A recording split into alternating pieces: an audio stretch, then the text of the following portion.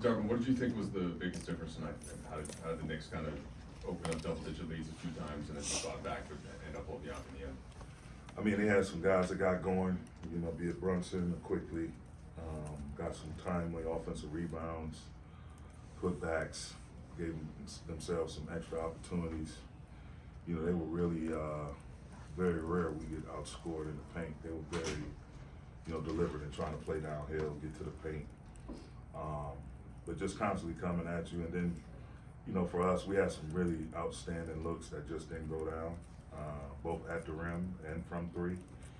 And I felt like they caught us standing a little bit. We talk about having a next play mentality. Whatever happens, good, bad, or indifferent, we got to move on to the next play. And, the details of not committing too many self-inflicted wounds, unforced turnovers, or, again, standing and watching and giving up offensive rebounds instead of boxing out. So things like that, you're going to have those nights, especially against good teams, but we just got to tighten up as much as we possibly can, all the while getting rest. Just we got guys coming back, trying to get healthy. Then guys out with illnesses. So we got to push through this time. We got to push through this time, and it's normally like that in December, January. So we'll be fine. We'll be fine. We'll watch it on film as we prepare to also get ready for this 3-game trip. This could be related to what you just said, but outside of LeBron, AD, the Rim, and then Austin, it seemed like almost nobody else was able to find rhythm. Did you see anything collective from there, or as to why one guy wasn't able to find range from? Nah, man, you have nights like that, man. It's a make or miss league. They had stretches where they were missing. We was forcing them to miss, playing great defense, and they had some good runs. It's a game of runs, and all the looks we got tonight, I'd take them every day of the week and twice on Sunday. So it's just you just got to continue to be aggressive, and if you're open, shoot it. It goes in, great. If not, you got to just keep that confidence and keep trying to find different ways to give yourself a chance. And I thought we did that, even down the stretch. Even though we came up short, we never stopped competing, and that's the thing that definitely gives you a ton of confidence. Darvin, in the last 4 games, there has been a back-to-back. There's been illnesses. There's been injuries.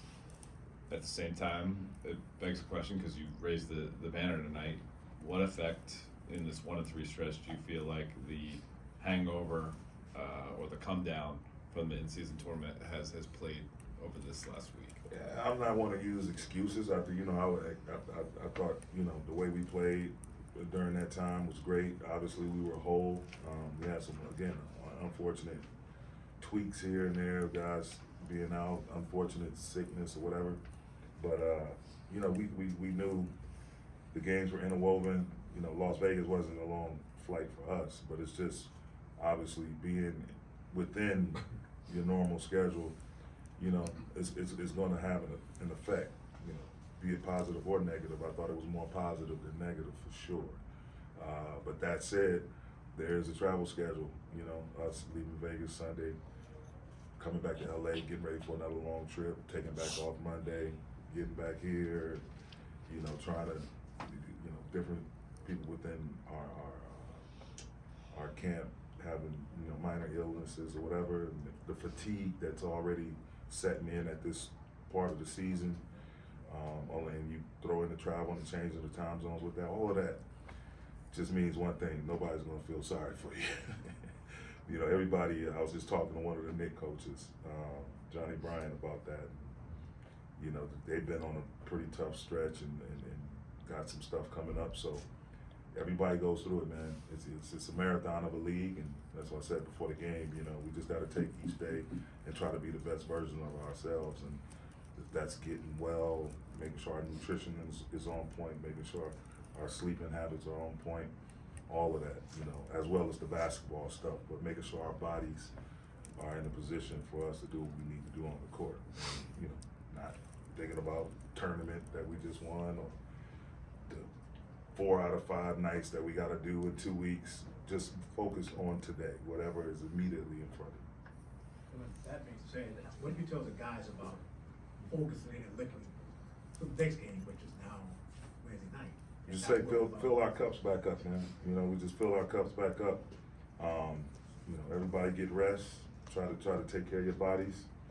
You know, it's a little bit of a flu season right now, which is to be expected with winter setting in. And try to take care of what you can take care of, control what you can control. It's not rocket science. It just, you have to push through and knowing that it's a process. It's a long-term process. And you have to do everything in your power in the short term to give yourself the best chance, but it's still a long-term process. A lot of games left to be played. Darvin, AD's jumper has been coming around the last few games. He made 4 of his 5 shots outside the paint tonight. What have you seen from him with that, and how key is that kind of moving forward? If you can get that going and just be a threat as a pick and pop guy. Yeah, I mean, it's just another way for him to attack. And the thing I like about it is it's organic. You know, he's getting it off the move, off ball movement, pick and roll, post up. So, you know, it's a variety of different looks, but he works on his craft all the time. He works on that shot amongst others, and everybody here has confidence in him. And then the biggest thing with him is just when he comes out and he's aggressive and assertive, you know, he's going to have it going. You know, we just and he had a hell of a game out from my vantage point defensively. Just the shots he changes, the tough rebounds he's able to go and get, the way he's able to move his feet, communicate, it's great. But to see, you know, again, what's his basically shot he makes in his sleep, see that coming back to form, and he's in a great rhythm right now, very encouraging.